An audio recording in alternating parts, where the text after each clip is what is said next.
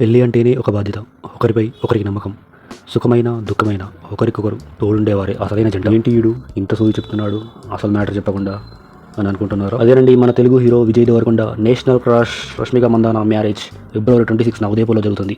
అసలు ఎప్పుడైతే వీరి పెళ్లి విషయం విన్నానో అప్పుడే నాకు సమంత నాగచైతన్య గుర్తొచ్చారు.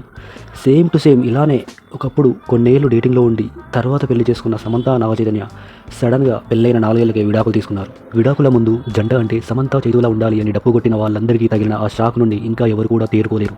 అంతలా ఇంపాక్ట్ చేశారు వాళ్ళు. సమంత పెళ్లి తర్వాత చేసిన బోల్డ్ సీన్స్ వల్లే వీరి విడాకులైందని కొందరు, లేదు ఫ్యామిలీ మ్యాన్ లాంటి వల్గర్ సినిమానే వాళ్ళ మధ్య విడాకులకు దారితీసిందని ఇంకొందరు, చైతూనే సమంతకి స్వేచ్ఛ ఇవ్వట్లేదని అందుకే విడాకులైందని మరికొందరు అన్నారు అప్పట్లో.